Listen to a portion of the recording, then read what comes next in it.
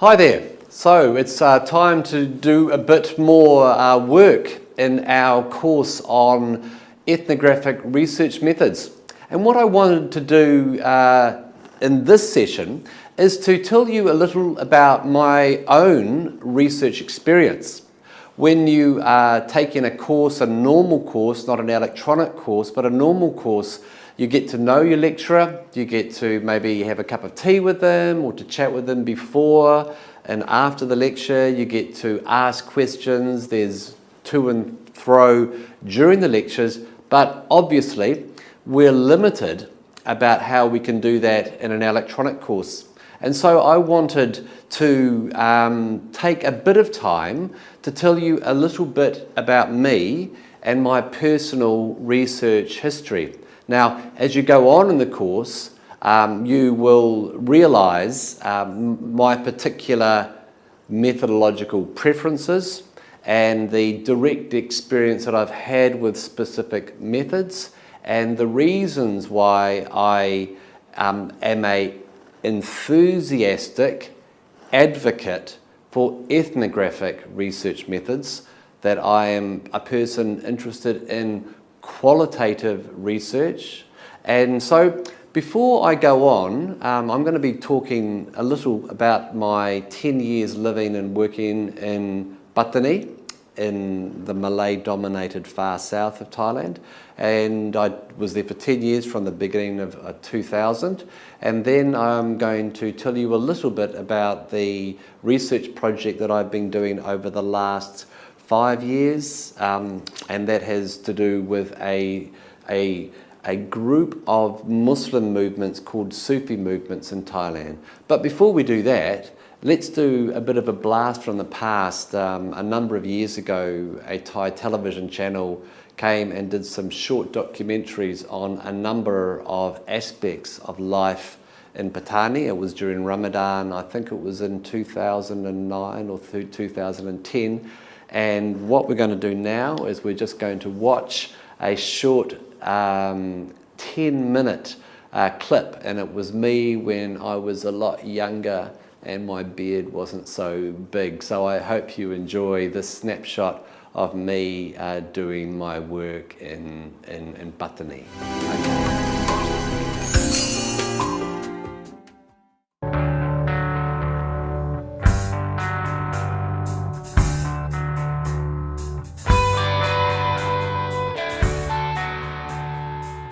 อาจจะมีคนที่คิดเหมือนกัน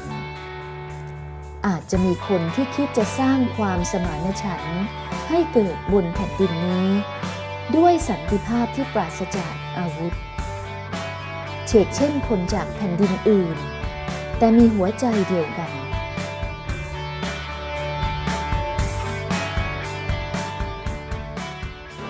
เป็นคนนิวซีแลนด์นะฮะเป็นชาวนิวซีแลนด์นะฮะแล้วก็ผมมาปัตตานี10 ปีที่แล้วนะฮะภรรยาผมเกิดที่เมืองไทยนะฮะเขาเกิดที่นี่แล้วก็โตที่นี่นะฮะเขาพูดภาษาไทยเก่งนะฮะเก่งกว่าผมนะฮะแล้วก็พอแต่งงาน2 ปีนะฮะเขาถามว่าพี่จะพิจารณาไปหางานที่เมืองไทยไหมเพราะว่าคิดถึงเมืองไทยคิดถึงพ่อแม่ของเขาในสุดท้ายก็ผมเริ่มหางานนะฮะที่เมืองไทยก็10 ปีที่แล้วแล้วก็ปฏิเสธอยู่ที่กรุงเทพนะแล้วก็พ่อตาแม่ยายอยู่ที่เชียงใหม่แล้วก็คิดว่าไม่ต้องอยู่ที่เชียงใหม่นะแล้วก็ในสุดท้ายก็เริ่มหางานที่เมืองเล็กๆเพราะว่าตอนนั้นก็เป็นอาจารย์สอนภาษาแล้วก็ในสุดท้ายได้งานสอนภาษาอังกฤษที่ปัตตานีนะฮะ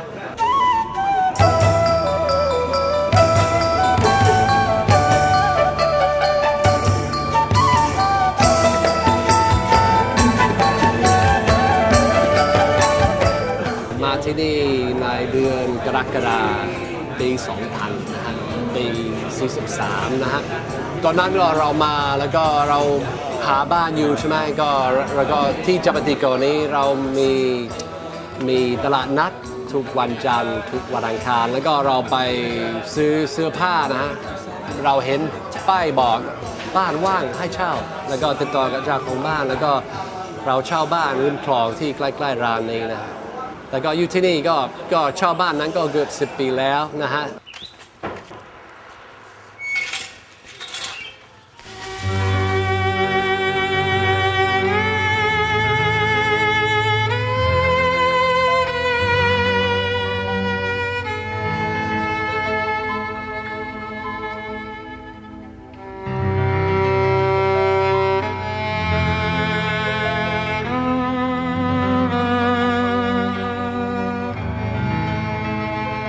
ในกิจวัตรของผมไม่ค่อยสนใจเท่าไหร่นะฮะก็ผมมาที่นี่แล้วก็พอกลับบ้านก็ทำงานที่บ้านก็เป็นงานก็ส่งทางอินเทอร์เน็ตก็บางครั้งเตรียมการสอนจะสอนก็ทำงานที่โรงเรียนนั้นก็4 ปีนะฮะแล้วก็อีกไม่นานก็เริ่มคิดว่าจะเปลี่ยนอาชีพมั่งจะเรียนต่อแล้วก็พอสอนหนังสือ4 ปีผมตัดสินใจจะเรียนต่อแล้วก็เรียนปริญญาเอกที่ University กับบางสะอาดซึ่งเป็นมหาวิทยาลัยแห่งชาติมาเลเซียนะฮะ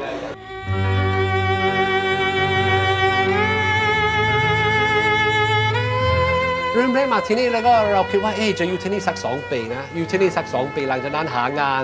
ที่อื่นที่มีรายได้สูงแล้วก็แต่อยู่ที่นี่นานก็เริ่มติดใจนะเราเริ่มคิดว่าอยู่ที่นี่นานก็ได้นะอยู่ที่นี่สัก2-3 ปีผมเริ่มสนใจในภาษามาลายูแล้วก็ผมเริ่มคิดว่าคนนี้ก็เข้าได้ผมหรือเปล่าแล้วก็เริ่มก็มีสมุดแล้วก็เริ่มเก็บศัพท์ต่างๆที่ผมเจอในร้านแล้วก็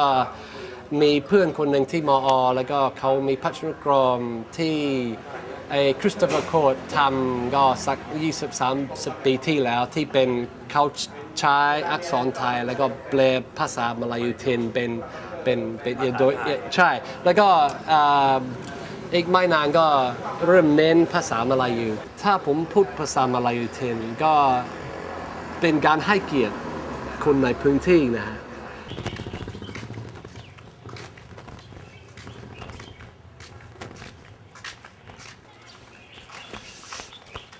Magi dana?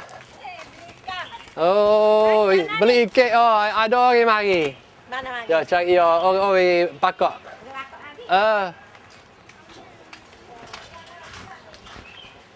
ผมสนใจในภาษาอันดับหนึ่งนะฮะเพราะว่าโดยไม่สนใจภาษาของคนพื้นที่เรา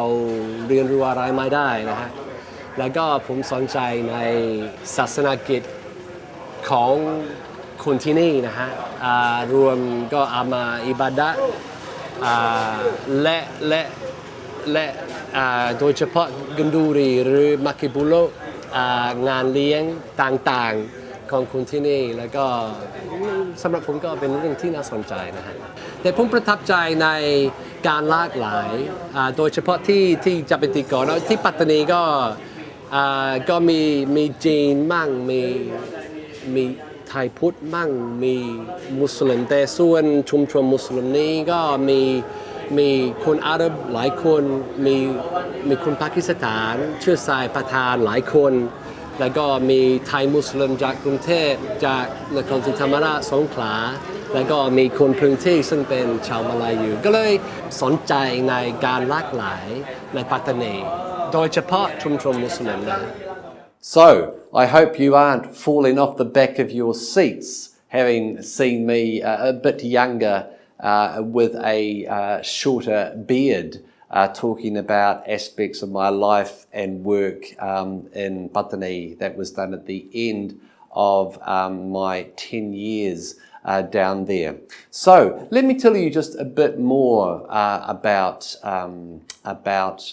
my first experience of research, my first experience of doing this thing called fieldwork. And we are going to return to a number of key terms and key issues throughout this course. Terms such as fieldwork, terms such as participant observation, terms such as ethnographic interviews. And so if you aren't familiar with these terms already, very soon you will be. So the slide beside me is the page of the book that I wrote in 2010, which was published in 2011. It's published by Springer, and it's called Muslim Merit Making in Thailand's Far South. So I turned up rather unexpectedly in South Thailand in 2000. My wife was born and brought up in Thailand. She's actually a Farang. But I relocated to South Thailand to take up a job teaching English as a second language at a private language school. And we rented a house in a Muslim village. Most of the people the village in the sense of a distinct community within town that used to be a separate village before new houses were built together. But a very old community called Jabetiko, and this was a place we rented a house. Most of our neighbours were Malay Muslims. There were some who were Thai-speaking Muslims from the Konsi Thammarat and Songkhla and Bangkok even, as well as there had been some, but not many Buddhists. And so for 4 years, I went to work every day. In the morning, I spent time preparing lessons, but I also helped look after our daughter, who, when we turned up, was 1. And so my days were spent doing my work, but also learning language. I had to learn standard Thai. I never learnt Southern Thai. And after I'd developed competency in Thai, I began to learn Patani Malay, which is a dialect of Malay similar to Kelantanese. And I went into a coffee shop every morning just down the road from me with my daughter in a wheelchair, not in a wheelchair, in a pushchair. And a pushchair, and I sat in a coffee shop with my dictionary, with my notebook. My daughter, after she had had her kautom, would sit with the other kids and watch cartoons on the TV. And I learned language, and I sat and I learned how to speak, but I also learned how to see. And I sat around, even before I knew what this thing called participant observation was, and before I was able to talk about the idea of ethnographic fieldwork, and remember we will talk more about these terms later, I began to stumble into doing anthropology by spending time as an outsider in tea shops, learning language, observing what people were doing, and increasingly, as my language improved, trying to understand what people were saying. And at the end of 2004, I decided that I would do a PhD at the National University of Malaysia. And that's when I began to be a bit more systematic in how I was observing. And I'll talk to you later about doing this thing called field notes. But from an accidental anthropologist, I turned into a long-term participant observer, where I would be living in a community that I was actively involved with, at the same time as taking notes of what I saw so that I wouldn't forget. And I did that for the first half of my time doing my PhD, at the same time as doing another part of research, and that is library research of what we call secondary literature, as at the same time as collecting primary data. So later on in the course we're going to be talking about the important differences between primary data and secondary data. And so while I was reading through the literature, I was collecting primary data, initially in the form of field notes based on my participant observation. Later on in my research journey, after I'd begun to be familiar with the literature, after I had spent a lot of time, hours and hours and hours, hundreds of hours in coffee shops, in community centres, in neighbours' houses,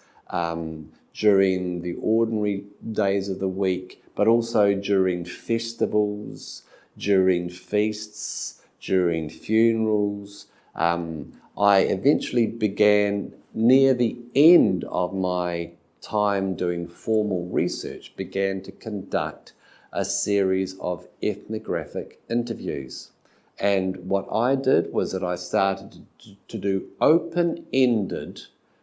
interviews about this idea of tambun, about how do Muslims make merit, and why do they make merit, and what is the rationale behind this. And so after initially doing open-ended questions where I just put a very, very, very simple open question to them so that they could answer in any ways that they thought was relevant. What do you mean by merit making? What is merit? How do you make merit? Why do you make merit in this way? After these open-ended interviews, which would be transcribed, and I'll talk to you about transcription, in addition to the different types of interviews you can, as an ethnographer, conduct. There are ways that that people transcribe what people say to them, and I'll be talking about that later on. After doing these initial open-ended interviews with anyone and everyone in the community that I was studying, trying to be careful about having a representative sample, and I'll talk to you later on about this idea of sampling. I did a follow-up series of interviews with key informants, which some of them were representative of a certain position. They may be representative of a particular religious group in the community. There may be, I interviewed both Thai speakers and Malay speakers, and so my in-depth interviews had to involve interviews in Malay as well as interviews in Thai. I did these in-depth interviews with what we talk about as key informants, and that was the methods with which I collected my own primary data from the community in Patani that I'd lived in for 10 years. And the product was this monograph. Now, it's very important for me to add, and this is again something we'll be talking about later, your research question determines your research methods. And so people choose to use a range of research methods, and they do that for a number of reasons. It may be that they are particularly gifted in certain ways of doing things. I'm not a numbers guy, I do words, so I can't do quantitative research. I do not have the training and the gifts. So people choose methods for all sorts of reasons, but the most important reason is this. What is your research question? And the best way for me to answer this question is to collect this type of data, and this type of data requires specific research methods. So that's my first 10 years in Patani. Let's go and talk about my second research project, which actually is almost complete. You can see from the number of years that I prefer to do research slowly, and I prefer to go for quality, not quantity.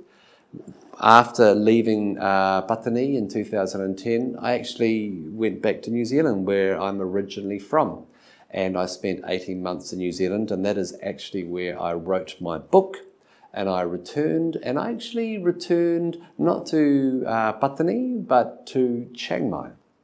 Now, as a specialist in Thailand's Muslim minorities, actually,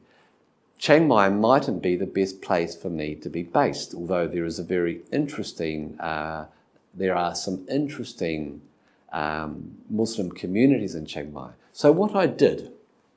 is, on the basis of what I'd read, and I knew the literature very well by that stage, I'd basically read everything that anyone had written about Muslims in Thailand. I'd prepared a bibliography, which I'm very pleased to say other people, other students and academics are using in their own work. I started from my base in Chiang Mai to begin to do a multi-sited study of Sufism in Thailand. Now, Sufism is a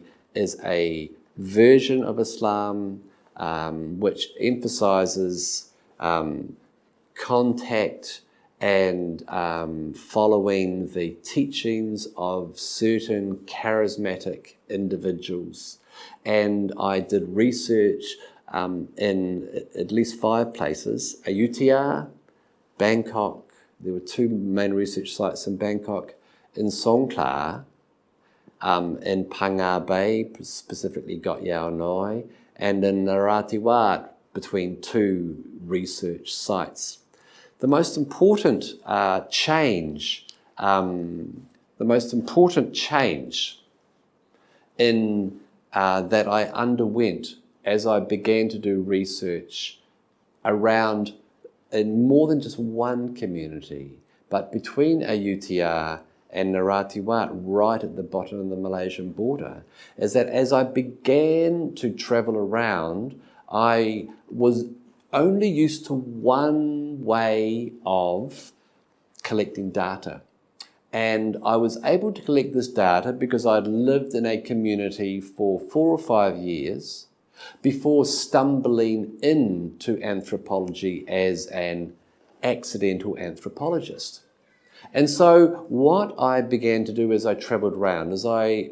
encountered 2 problems. The first problem was that I had to invest an enormous amount of time and effort and thinking in how I was going to get access to the various Muslim groups that I wanted to study. And I'll be talking to you about access in subsequent lectures. I needed patrons, I needed advocates, I needed mediators, and sometimes I just needed to take time visiting groups once, twice, 3 times before people understood what I wanted to do and began to trust me as a person. The other thing, the very, very important change that I have undergone over the last 5 years as I've done a very, very different research topic, which is prefaced around a different research question, is that I went from just doing participant observation and a range of interviews, I turned into a visual ethnographer. An ethnographer, an anthropologist that does ethnographic research, which is grounded, which is built on the platform of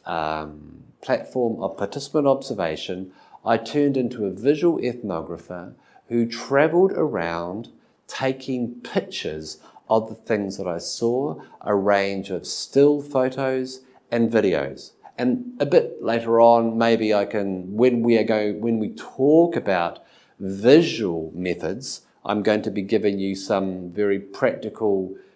pieces of advice about best practices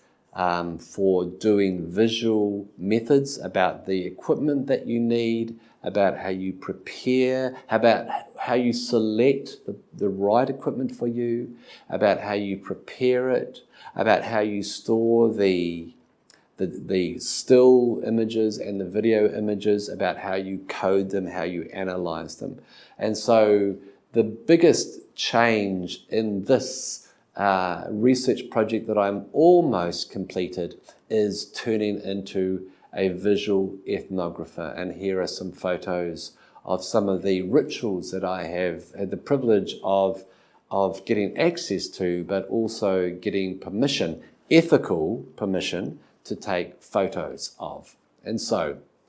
just to summarize, My personal research history started in Patani, but over the last few years, I have gone from being a single-sited researcher to a multi-sited researcher. The other important change is that I have had to learn the importance of access. I've experienced some access woes, and I've had some access wins. And arguably the most important change during this project has been doing more work on visual methods. So I hope that you've enjoyed hearing just a bit about my own research history.